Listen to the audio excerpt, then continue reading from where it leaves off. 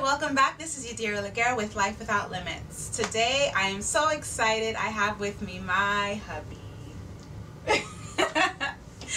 I asked him to come and do a video with me about marriage, and I asked you guys to send us questions that you wanted to see answered. So without further ado, let's get to your questions. Kim Cornelius asks, how important is like and friendship in a marriage?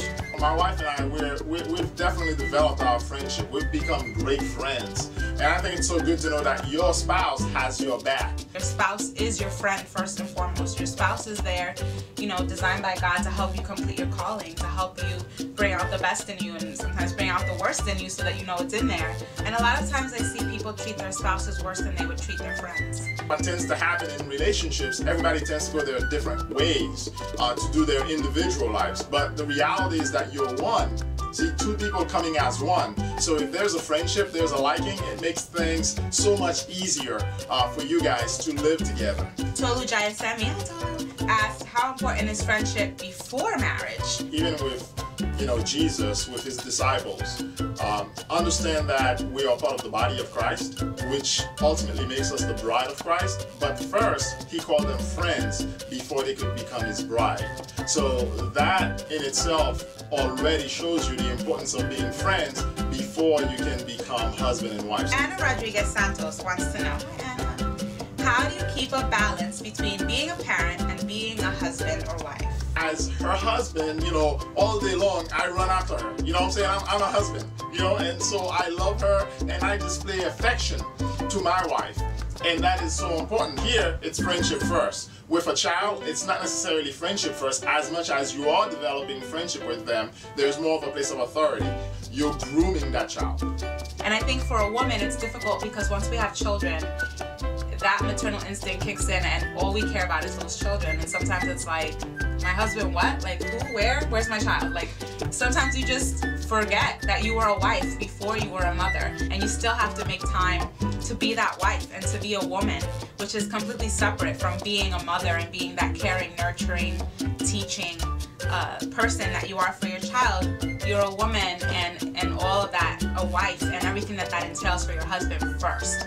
Carve time out of your week somewhere to just spend time together, even if it's an hour before bed. Your spouse has to come first no matter what. Just so you know, at this stage we've answered all the questions and my camera stopped recording at question 3. So we're now technical difficulties. trying to answer all the questions again with as much gusto as we answered them the first time. Mary Rosales, hi Mary, asks, what are some suggestions for building a good foundation? You have to talk to each other on a spiritual level, okay, and that's important for a good foundation. And we're talking here not just prayer, oh Lord bless her and you run. No, there's got to be, a deep heart-to-heart prayer. And money, because of money, a lot of relationships, people end up separating. And also when it comes to sex, if you're not discussing specifically the aspect of carnal, the carnal aspect of your relationship, you're missing out a big part, and I think that's important as you're making this. I'm so gonna cut all of that out. You better. You say that. You better leave it in. Wasting time. You better leave it in. You better leave it in because I need to give people real answers. That's an important answer. The way to build a good foundation is to always assume that your spouse has your best interest at heart. And I'm laughing because I said this already. You have to be willing to talk everything out. All of us come with hot buttons. All of us come with things from our past that, your spouse may not know anything about. And as soon as they touch it or say something, boom, the explosion is going off. And they don't even know where it came from, why you're so touchy about this subject.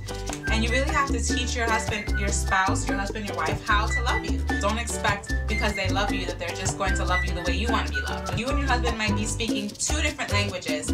So you have to be willing to learn what your spouse's love language is and be willing to be honest about what your love language is and discuss those things. So one of our anonymous questions right along with that same topic is, how do you get on the same page together about money? And my husband and I in the beginning fought a lot about money.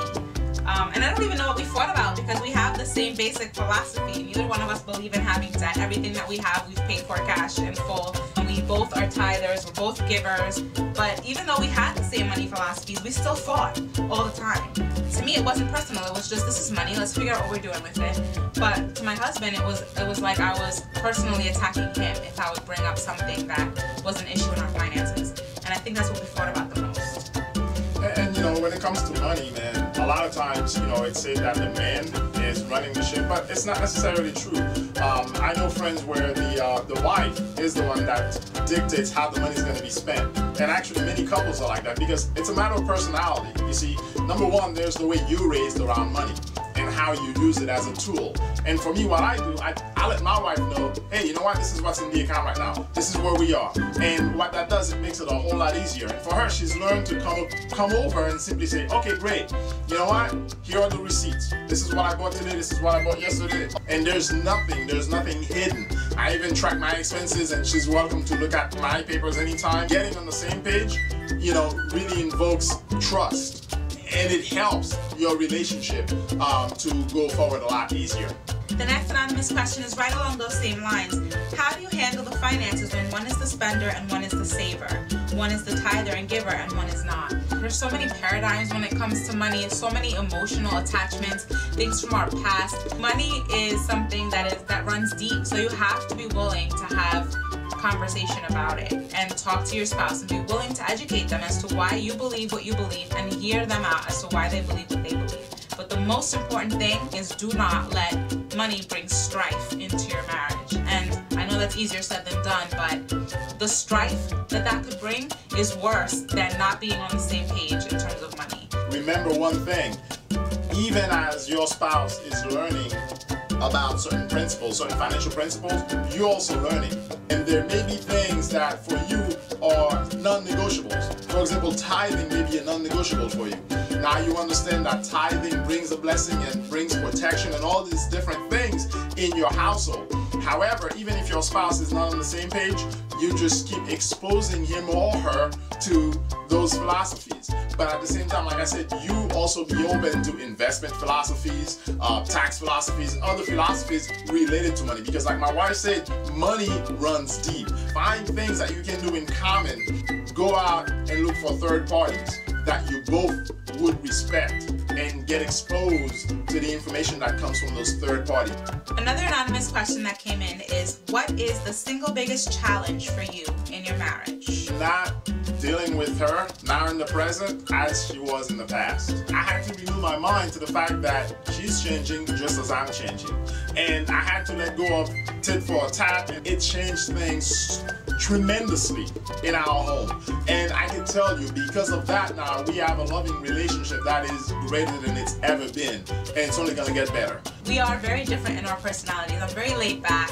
I don't think too much about things, but my husband goes deep into his thoughts about things. He's very organized. He's very, one would call a perfectionist maybe, but not in a bad way. But he's organized and he likes to do things in certain ways. Whereas I'm like, you know, there's different ways to skin a cat, whatever. So I used to dismiss him and just be like, you know, you're too uptight, and laugh it off like, oh, you just need to loosen up. So that's been a challenge for me to open up and understand that my husband's point of view and that his personality and his way of doing things is just as valid, even though it's different from the way that I do things. And this is where friendship, as we talked about friendship at the beginning, is so important, because then you get to know each other. And also, we're talking now from a good place. If we were making this video in the first 3 years of our marriage, our challenges would have been way different. We were both bringing out the worst in each other because it needed to come out and needed to be exposed so that we could die to those things. And that was the biggest challenge for us in the beginning of our marriage. And the last anonymous question is a really great question. When my husband and I decided to have kids, we both decided that I would stay at home and raise them. I gave up a really promising career and I wouldn't change a thing. However, 15 years later, he feels the kids don't need me and I should return to work. I absolutely don't agree. While I do have more free time now than when the kids were little, they still need to be picked up and dropped off at all sorts of other activities. What's the compromise? Who wants to hire an almost 50-year-old housewife? Please help.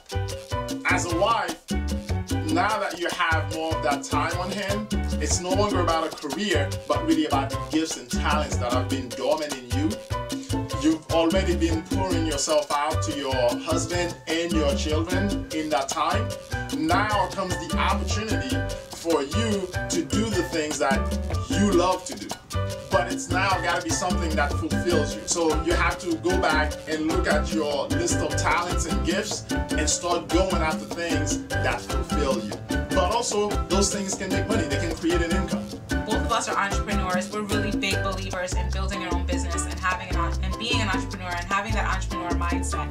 So we encourage you, whatever those things may be that you've wanted to be since you were a little girl, the things and the gifts that are inside of you, take the time to discover them and pursue them. And those things could totally bring money into your household. Just dig in to yourself and find out what it is that you're called to do and go after that. Thank you guys so much for watching. We had fun making this video the 3 times that we had to shoot it.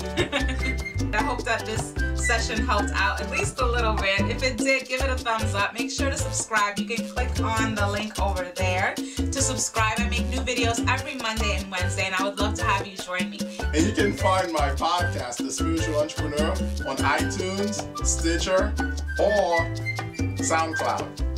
And if all else fails, just go to youngmove.com/podcast. Until next time, remember to live a life without limits. Having a niche is overrated. Just create. Thank you guys so much for watching. We'll see you next time. Or I'll see you next time. He won't be here. Bye. Bye.